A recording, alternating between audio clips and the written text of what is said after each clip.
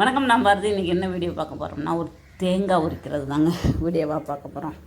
நிறைய பேர் கையால் தான் உரிப்போம், இல்லை வம்பட்டி, இல்லைன்னா பாறை. இது கிராமப்புறங்களில்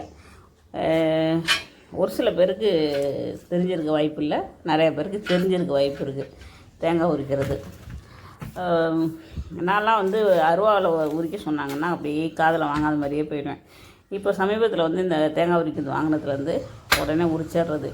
ஏன்னா சூப்பராக செல்லுன்னு வந்துடும். உங்களுக்கு எத்தனை தேங்காய் வேணாலும் வலிக்காமையே சூப்பராக உரிச்சு எடுத்துடலாம். அது 3 தடவை தான். அப்படியே கீழே கால் வைக்கிறதுக்கு ஒரு ஸ்டாண்டு மாதிரி கீழே கொடுத்துருப்பாங்க. அது மேலே காலால் ப்ரெஸ் பண்ணிக்கிட்டு தேங்காய் தூக்கி அந்த கத்தி மாதிரி கூர்மையாக இருக்குது பாருங்கள், அதில் தூக்கி அழுத்தினோம்னா அழுத்திட்டு அந்த பிடிக்கிற ஒரு கம்பி ஒன்று கொடுத்துருக்காங்க. அதை பிடிச்சி இழுத்தோம்னா மட்டையெல்லாம் சர்றன்னு வந்துடும். ஈஸியாக வேலை முடிஞ்சிடும். ஒரு காலத்தில் தோப்புங்களில், தென்னந்தோப்பில், இந்த கடைங்களில் தான் இது வச்சுருப்பாங்க. இப்போ எல்லாருமே வீட்டுக்கு ஒன்று வாங்க ஆரம்பிச்சிட்டாங்க, வாங்கி வச்சுருக்காங்க. இதோட விலைன்னு பார்த்திங்கன்னா 200 300 தான். ரொம்ப ஈஸியாக இருக்கும். வெவ்வேறு 3 மாடலில் இது இருக்குது. உங்களுக்கு ஏற்ற மாதிரி நீங்கள் வாங்கிக்கலாம். பட்டறைகளையும் கொடுத்து செஞ்சுக்கிட்டோம்னா நிறையா, அதாவது தேங்காய் நிறையா இருக்குது, தோப்பு இருக்குது அப்படின்னிங்கன்னா நீங்கள் பட்டறைகளை கொடுத்து செஞ்சுக்கிட்டிங்கன்னா நாள் கணக்கில் இருக்கும். பார்க்குறதுக்கு எவ்வளோ சூப்பராக இருக்குது பாருங்கள்.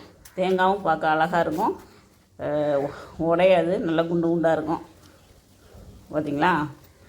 இது மாதிரி நீங்கள் வாங்கி வச்சுக்கிட்டிங்கனாக்க தேங்காய் சூப்பராக தேங்காய் சட்னியாக சாப்பிட்லாம், இல்லை தேங்காய் பருப்பியாக சாப்பிட்லாம்.